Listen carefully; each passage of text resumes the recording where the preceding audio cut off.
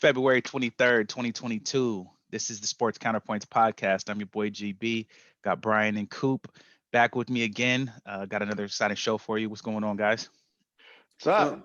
All right. Yeah, good to be back at it. So today we'll be talking about a topic we started last show. Who has created the most meaningless regular season in pro sports? We'll talk about the NBA All-Star Weekend, and we got a hypothetical, a thought process question on some college coaches in football. So let's get to it, man. As far as that, you guys had teased this last episode. Who has the most meaningless regular season right now? What do you guys think, man? Who's made the regular season pointless? Which sport? You teased it. You started. Okay, so yeah, the question was posed in a different context than before, and I thought about it, and I was like, to me, it's baseball. I think you just have too many games.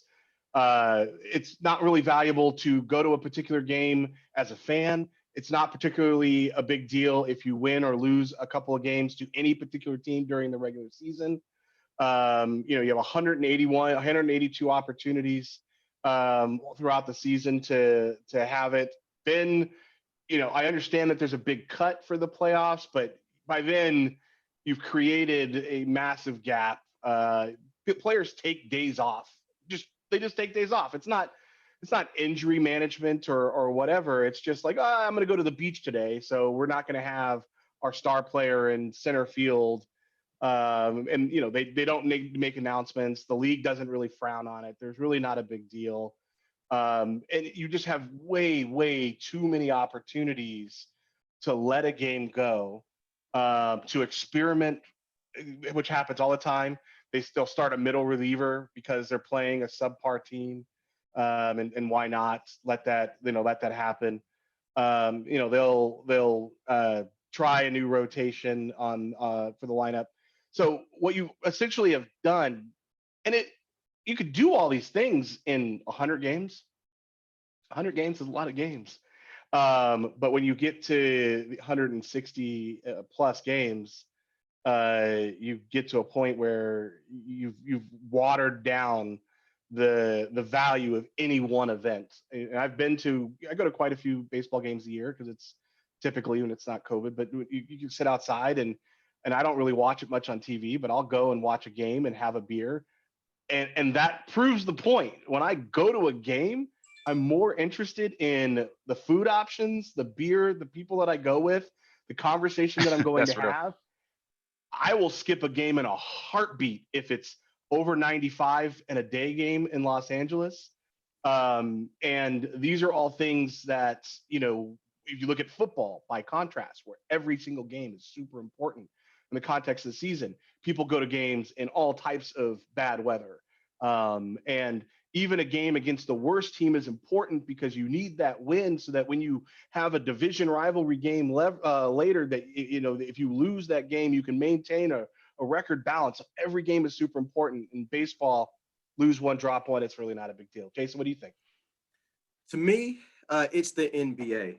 In the NBA, 62.5% of the teams make the playoffs. That's 10 teams in each conference. Now, of course, the bottom two teams in each conference have to have a play-in game, but overall, 62.5 teams, 62.5% of the teams in the the NBA make the playoffs. Whereas in baseball, I would say baseball, but not everybody makes the playoffs in baseball. So you're right. A lot of stars or like pitchers or maybe hitters just take, days off.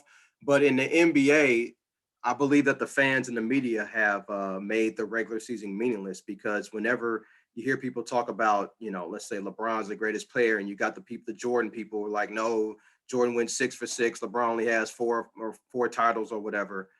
They make it all about titles. They don't make it about the regular season. They don't care about the stats that LeBron puts up. They only care about titles.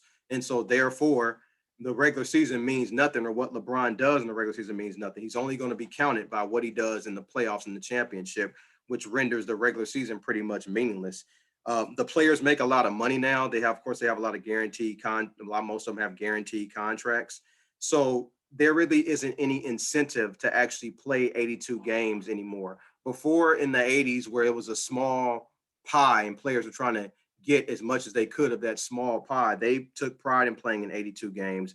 and trying to do the best they can or whatever for that, because they're fighting for so little of not a huge pie. Now that pie is abnormal, is large, and everybody's making 10, 20, $30 million a year. And so because of that, so many teams make the playoffs. The whole focus is all about winning titles, not what you do in the regular season.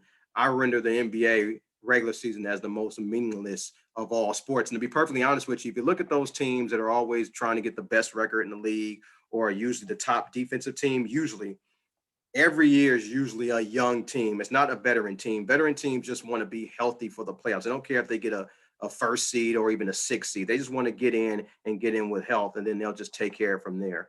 I think when you have a veteran team playing against a young team, home court advantage doesn't really matter in the regular season like that in NBA.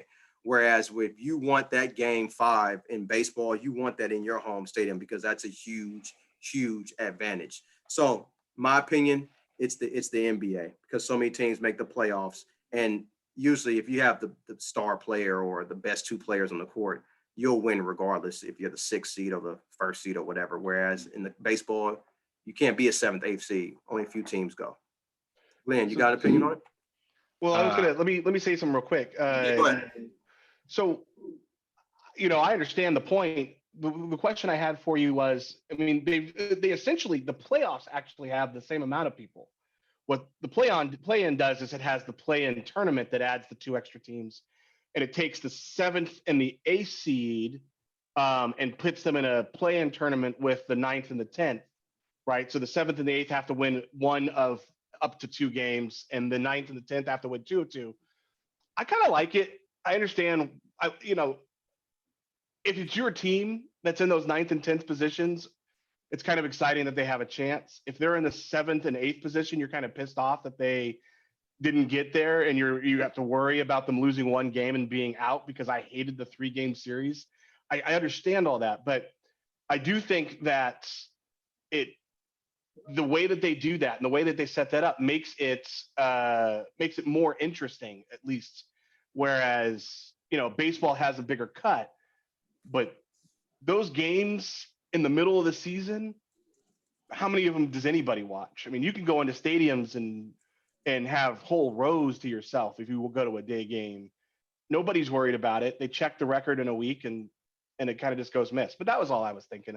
I mean, I totally understand the point. And the NBA, does by percentage allow more teams in, even at 8 in the playoffs, than a lot of other sports. Glenn, what did you think? I was looking up because I knew that the way this was going to go was for sports we actually watch. So like I was trying to think of like the other pro sports. I had to look up hockey for how many games they play in a season, which is 82. I didn't even know that. And then half the teams go, but I don't know if in hockey it matters or not. I've been to hockey games in the middle of the year, and it seemed like it was pretty important because the fans were into it. But Yeah, it I might think be hockey does an amazing job.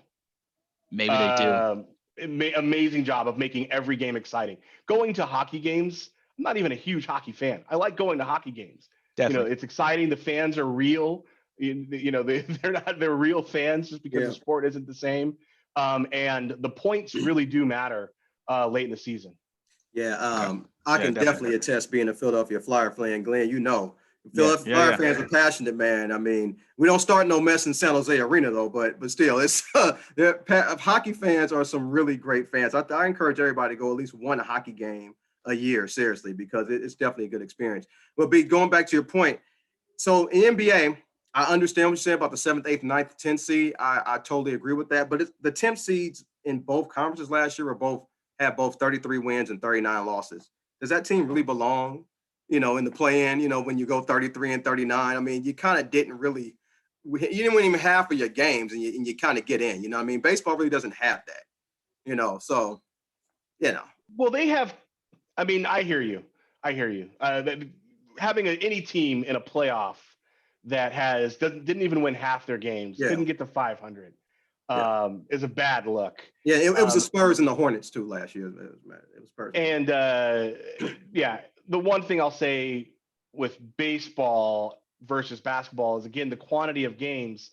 Somebody gets injured in basketball for a long period of time, it's a lot harder to recover from that on a schedule standpoint Yeah. than baseball. And so sometimes you have teams like the Lakers who, lost LeBron for, a third of their season, who could make noise, and that kind of gives them an opportunity to kind of get a fighting chance. But I hear you. Yeah. I mean, if no team that wasn't better than 500 ever ever make the playoffs, I think we'd all be fine with it. Yeah, exactly.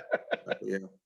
Yeah, it ends up being a money grab, right? Like you get a home playoff game for a team that doesn't belong to be there, or travel to a game and get to have a little bit of energy And into it. You know what I mean? and Silver So wants to add another tournament in the middle of the year to get a Yeah. yeah, playoff spot later in the year. Yeah. So that's going to yeah, be interesting. I mean, they haven't figured out all the rules, so I can't really give an opinion on what I think about it yet. But it is a very weird idea to have a mid-season tournament that folks are going to be able to use to play into a championship or whatever. I mean, it's like the NIT, which goes on at the same time as March Madness. Oh no, wait.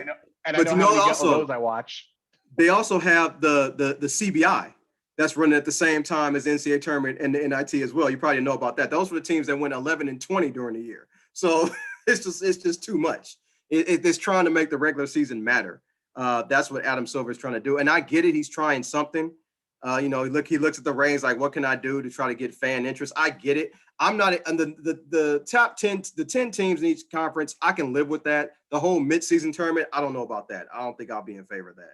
The 10 teams, I can live with. I can definitely live with.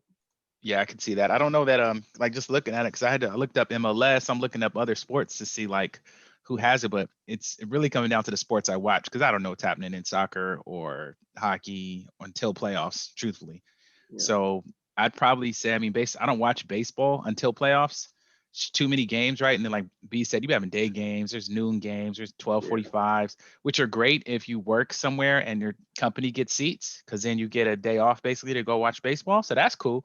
Yeah. But it's too many games, man. I think for them and the NBA, they got to figure it out, honestly, because I don't watch either during the middle of the season, really. I watch a game here or there, but it's too many. At some point I did when Kobe was playing for the Lakers, but now, yeah.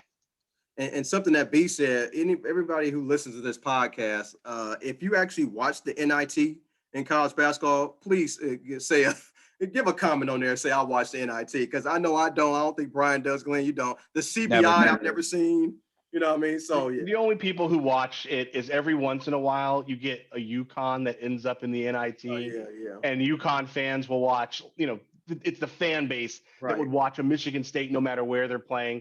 But there's no basketball fan who's watching it because of the quality of the games, when at the exact same time you have the NCAA is going on. I have no idea why they do it at the exact same time. I know why they have to, right? It's an Exactly. But I always felt like the NIT should just focus on being the preseason warm-up tournament. Yeah. Because they have a preseason NIT. Like, do something then to get your non-conference games in, which I think people would be really interested in.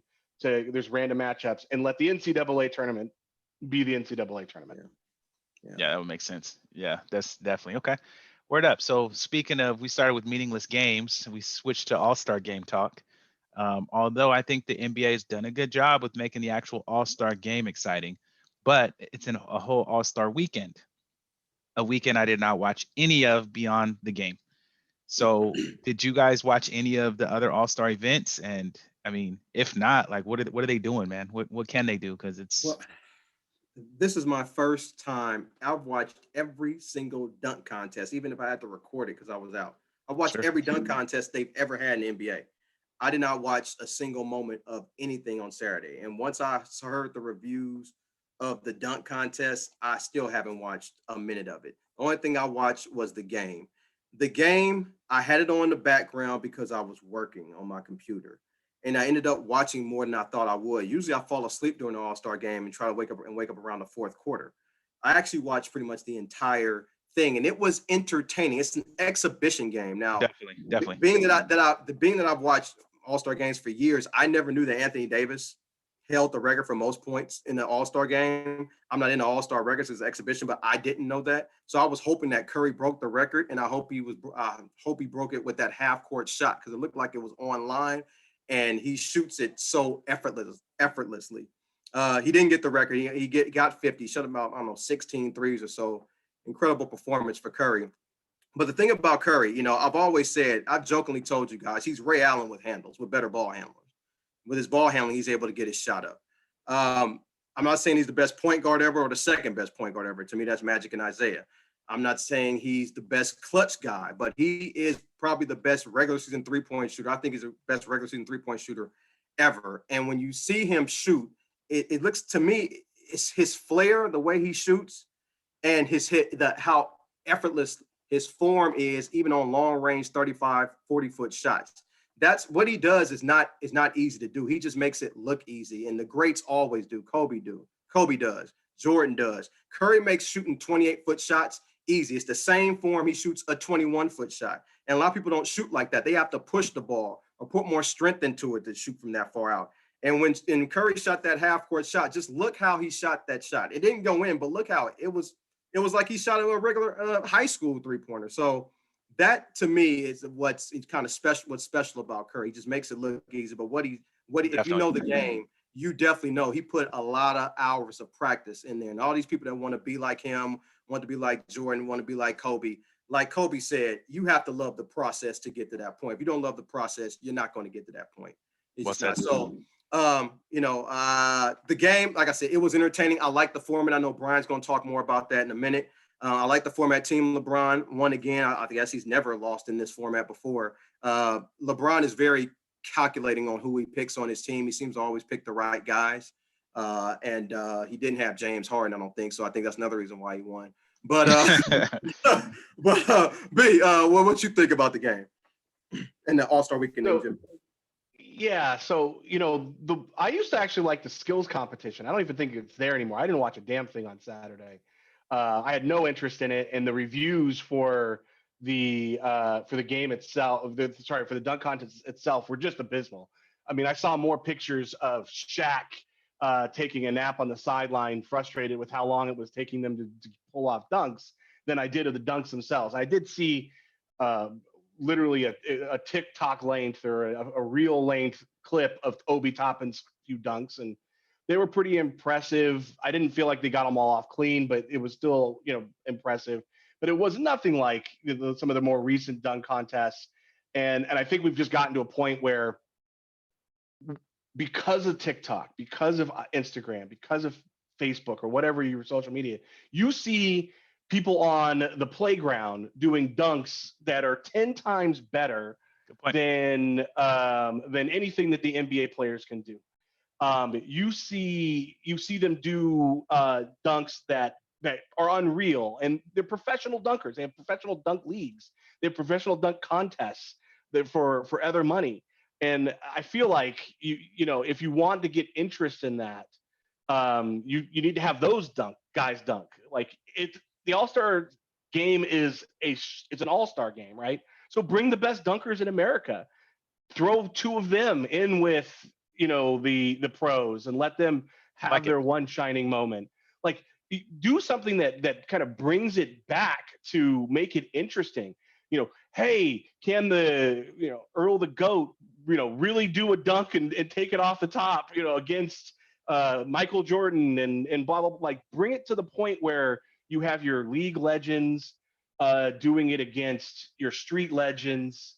And make it some level of intrigue. Like with golf and some other sports, the Open is one of the most watched events, and it's because you have the little guys who went through qualifying and local area events playing against the best golfers in the world and under the biggest lights and circumstances. And that means that people watch because there's always who gets the low amateur and a whole bunch of other stuff. On the game itself, I love this new format, and we were talking about this earlier. I love this new format. It makes quarters more interesting. The game itself has sucked for a really, really long time, and I'd still love to see defense, but no players are really going to put it on the line. And the best that we can hope for is 3 minutes and 50 seconds going towards the end of the quarter where everyone starts to taper down, or that fourth quarter towards the end of the quarter where everyone really wants to win or come back and they get real serious.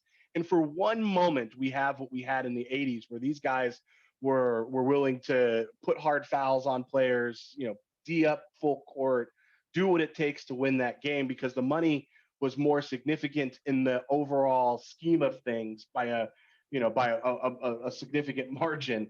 Now this is the money that they make is per diem for what they spend on the weekend. I saw more videos of the rolls that they had at the poker table in front of them, which I know were more than they got paid for being at that game to throw away. But yeah, I love the way that they formatted so that we get at least a little bit of competitiveness.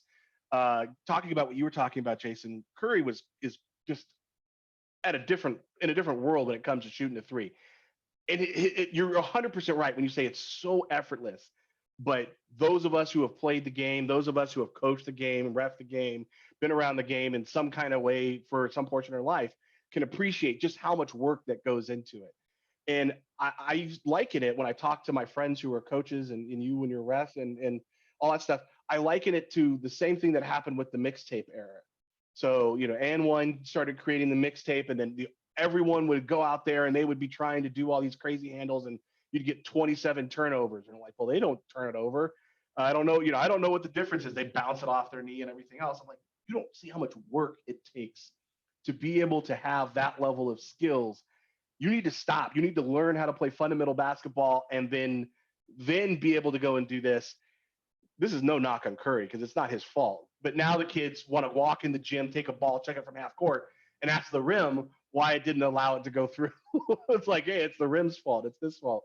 Not realizing that what Curry had to do to get to this point in his career, to have the stroke that he has, the quick release, the consistency of effort. Because as you mentioned, whether he's shooting something from 10 feet or 30 feet, it looks like he's just normal form.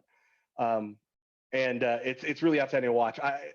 For that small pocket of time where he was just finding spots on the floor and going from logo to logo around the floor, basically playing logo around the world, taking these shots, it was amazing. And if he had made that half court shot, I would have jumped up in the air, and which wouldn't have been possible for me on Sunday, and would have been super excited to have been able to see that moment live. Anyway, so outstanding. Jason, I got a random question for you, man. Yep. What do you think? Do you think the NFL could do something in their Pro Bowl that is similar?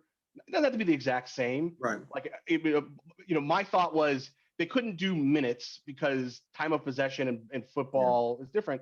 But like maybe figure out what the average number of possessions in a quarter is and say, all right, each team gets 3 possessions apiece. You get an extra position if you turn over the ball, if you create a turnover, which would show teams that they want to play a little defense to get the extra possession. Yeah. Do that for 4 quarters. Do something similar where it's like first team to score, minus whatever the differential from the other 3, something like that. Yeah. To try and make it at all interesting, because the only thing that the Pro Bowl is good for, and you probably know about this, is betting the over. Yeah. Yeah. You bet the over. Like my friend Brian Bender and I, we used to joke that the best thing to do on Pro Bowl Sunday was bet the over and go golf. Yep. Collect your money when you're done. Yes. Yeah. Brian, here's the thing. From talking to so many guys who played NFL, I talked to a lot of guys that played 10, 15 years. Someone just played 5 or 6. The reason why I don't think the Pro Bowl to me is a meaningless event, I don't even watch it. It's not even flag football. It's worse than that. And the reason why, from what I hear from these guys, is especially the guys who were on deep playoff runs, man, they're done. They don't want to play. They're injured. They're hurt. They just want their body to recover. And some of them are still pissed off that they lost in the playoffs. Like if you lost an NFC title game, you're not thinking about playing the damn Pro Bowl, man. Players look at it as a vacation and a free getaway. And, the ones, most of them don't play. I mean, like what you have now. Yeah. I mean, who was it? Mac Jones was in the Pro Bowl because of injury. Yeah. I don't even have a problem with that. Like if you're Aaron Rodgers and you just left and you want to go on vacation and you don't want to play in the game, that's fine. But if you're trying to get people to tune in, you've got to do something that makes it anything other than a joke. You got to but you have to get buy-in from the players. And I just don't think you can. I remember Peyton Manning was talking one time. He was at the Pro Bowl. And I think the only person that really is ever interested in playing the Pro Bowl, he said, was Ray Lewis, because he just wants to hit somebody. I mean, because he was talking, Peyton Manning said he was talking to Ray Lewis on the sideline, said he ain't hit nobody in 2 weeks. So he just was ready to go out there and hit somebody. There's not a lot of guys out there like Ray Lewis. You know what I mean? Ray Lewis wanted to play, other guys just trying to just hang out. You see, they don't try to block. What's that? Did Ray Lewis play college football? He played at the U, yes. Oh, okay. Yeah, Got it. Yeah, okay, I guess you'd right. have to. Yeah. I guess you'd have to. Okay, yeah. So yeah, but Brian, I agree with what you're saying. I wish there was something, but until the players actually want to do it, I just don't see how that's going to happen, because the players have to make it happen. Yeah, I don't think that they would disagree with that, though. I mean, the players who actually go, it's not, you're not going to get Aaron Rodgers, you're not going to get Tom Brady to play. They're always going to have a back injury come Pro Bowl weekend. But Mac Jones and whoever else, and Jamar Chase, who obviously didn't play this year. The Diggs brothers, they actually, I watched the whole game. It actually wasn't terrible to that end. Those guys are interested in playing. Yeah, those guys wanted to play, and for the guys who want to play, let's figure out a way to get them a crowd. By the way, the other thing that needs to happen is it needs to go back to Hawaii and be there all the time. Yeah. Because you ain't getting people to go to Indianapolis for a damn Pro Bowl. Yeah. Get them to go to Vegas.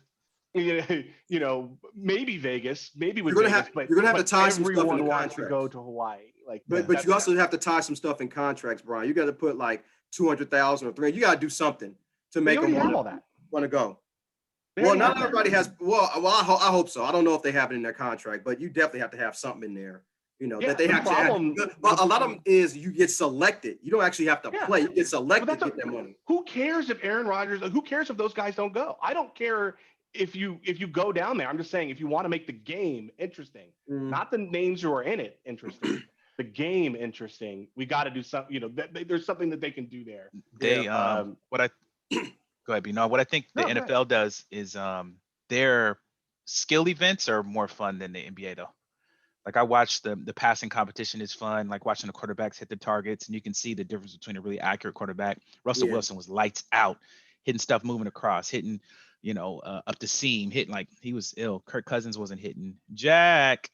And then they had defensive players throw it too. So you got to see that. You also got to see they play dodgeball, which is funny enough. And then they had a spectacular catch event where, you get to be creative with the catches for the receivers and defenders. So I think they do a good job about that. The Pro Bowl is fun just because of, the seeing who the young guys is really wise. So maybe there's a way to do that to keep the young guys in there, because Mac Jones was fun to watch. He had some passes in there. I was like, damn, dude could kind of play. So I thought it was fun. And the thing that people seem to enjoy more than the game itself are the skills competitions. Yeah. Like, so they have, and I never watch them on the day of the event, but always at some point in time, I catch a glimpse of the quarterback challenge where they're throwing crap at that. And the players seem to really like that, or the running back shuffle relay for running backs, where they have to go and do a whole bunch of obstacle courses and stuff like that. So they like stuff like that. And I think people are interested in that kind of stuff. People, Tyreek, the foot race, right? Where Tyreek is racing the field, basically. Yeah. And in this case, lost. Like, those things are things that are interesting. So they got to find ways and tell a player like a Tom Brady, you can come and compete in the skills challenge, even if you don't want to play in the game. I know your back is hurting you too much to play on Sunday, but if you want to come, you'll get guys to come over and do that stuff, especially if it's in Hawaii. Like, you're not going to get that in Indianapolis. And I'm not picking on Indianapolis, but I kind of am picking on Indianapolis. Yeah, it's rehab. It's also rehab if you're in the game, because there's no tackles, so they're just kind of touching you and pushing you. So it's like massages throughout the game anyway. So the quarterback challenge is my favorite, because you just tell being an NFL quarterback is just totally different than college or high school, whatever. But I also like the bench press too. I like watching those guys bench 375 on the incline bench press, which is more like 500 on a regular bench. But yeah, those are the two events I like. But the quarterback is obviously my favorite, and usually the elite ones, the ones that we know about, are the ones that usually wins those things, and the guys that we talk bad about, or I talk bad about. There's a reason why people talk about Drew Brees as one of the best actual pure passers, because in those competitions, and they did like the sports science thing about this, that guy is amazingly accurate. And you can't tell in a football game whether or not the average fan, whether the wide receiver adjusted or whether he hit the spot. Yeah. But when you watch him throw a 60-yard thing and hit the post dead center, you can understand that there's a difference between Definitely. Matt Barkley and Drew Brees. Yeah. And for people listening, I guess for those who don't know, the difference between college and NFL. In college, you see guys wide open all the time. You can just throw it to the guy. In the NFL, the quarterbacks are usually, the DBs are usually pretty good if they're not playing zone, and so they're pretty close to the receiver. So you have to throw the ball to a spot that the receiver can actually get it. And that's what Brian's referring to. That's actually harder to do because there's no receiver there. You got to hope he gets there. So, yeah, and you throw it accurately. But yeah, that was good. The wide receivers are fast, and you got to throw it to us. You have to have perfect timing, know exactly where they're going to be, trust that they're going to be there, throw it to that spot, and then and be pinpoint accurate. I mean, it's pretty amazing some of the things that they can do.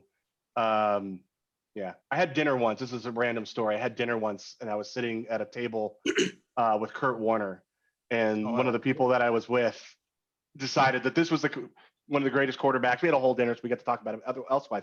But one of the greatest quarterbacks ever, and the person that I was with turns to him and says, "Have you ever caught a pass?" And he's like, and he kind of looks at him and gives him this quizzical look, like, "You know who I am. Why the hell are you asking if I caught a pass?" And he's like, "Well, no, but I've thrown a few." And, and then he goes, "Oh, so then you might not be as good as Brett Favre." And this is a lead in. Brett Favre's first completion was to himself. He threw it off the back of a guy, caught the ball and ran 5 yards or something like that. And it's, trivia. And this was his opening to Kurt Warner. But anyways, the point being is that it just reminded me of how good Kurt Warner was. I mean, when I watched him that day, this is after he retired. He was giving a speech at a sporting event, a sporting dinner, and he was maybe 40 yards out at the Coliseum and just hitting the post. Just like, yep, you go back, boom, hitting the post, the goal post every single time, dead on. 5 years retired at that point, probably. Yeah, man, he's one of the most underrated quarterbacks in the NFL history. A lot of people said that he wasn't a Hall of Famer. I said he was based on two things. He brought two downtrodden, bad culture franchises, the Rams and the Cardinals, to the Super Bowl. And if they would have stopped Santonio Holmes, if Pittsburgh would have stopped Santonio Holmes, he would have won a Super Bowl for the Cardinals as well. That's hard to do. Anybody can just bring a quarterback in, but can you bring that guy that everybody rallies around and that can change the culture of an entire franchise? Because the Rams were nothing.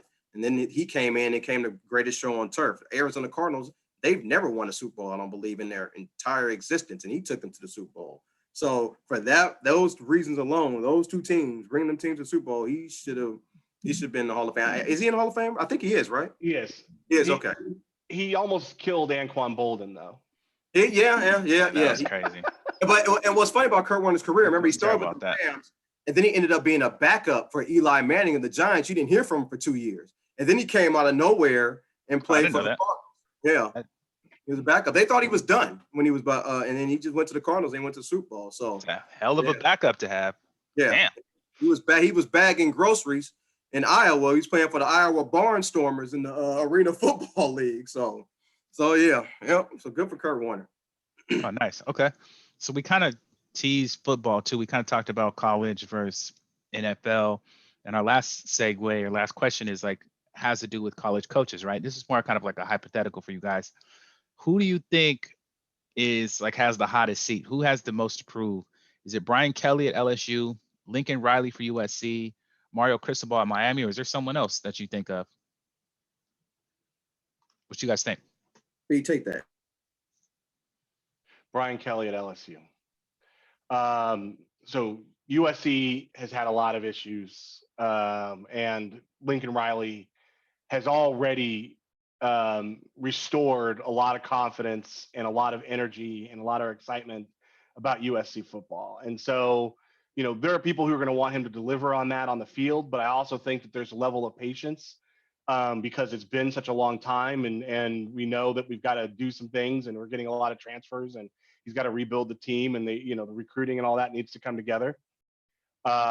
But when I say, when you look at LSU and what's been going on there lately, and the fact that they're firing a coach that has produced Joe Burrow and Jamar Chase and Jefferson and just like a number of our current stars in the NFL, recently won a national champion. Miami hasn't won one in a few minutes, and USC has been a little while too. The expectations have stayed high, unreasonably high. They haven't had much tolerance for coaches there. They've ran folks out of town, in some cases unreasonably, and I think that that's a really hard situation to go into. That said, I think Brian Kelly isn't mind going from that hot seat, or going from the old hot seat to the new hot seat. He's under a little bit of pressure in his last situation, and he was able to turn this into a pretty good situation for himself. But I think that that's going to be the most difficult situation because their expectations have been high, stayed high, and I don't think they really understand that. In the SEC, that's going to be pretty tough. Whereas USC and, in my opinion, University of Miami, there's a little bit more patience. If you take 3, 4, 5 years to compete for a national championship, as long as the team is getting somewhat better, I think that there's some patience for that. Whereas I think in LSU, if he doesn't have them in the conversation, or they're not winning an SEC championship or in an SEC championship game in 2 to 3 years, they're going to probably look for the door on Brian Kelly. So it's definitely not USC.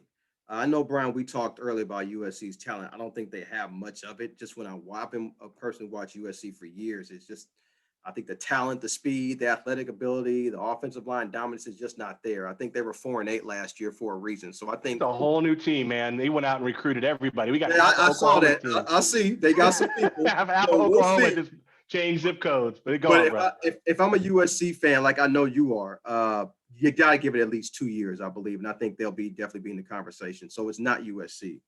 It's not Miami. People think it is, but it's not. The reason why, even though they gave Cristobal a whole lot of money and a lot of money to these assistants, you should see is the staff he has. They've given a lot of money for some guys, and they spent some money on the AD. They got him from Clemson.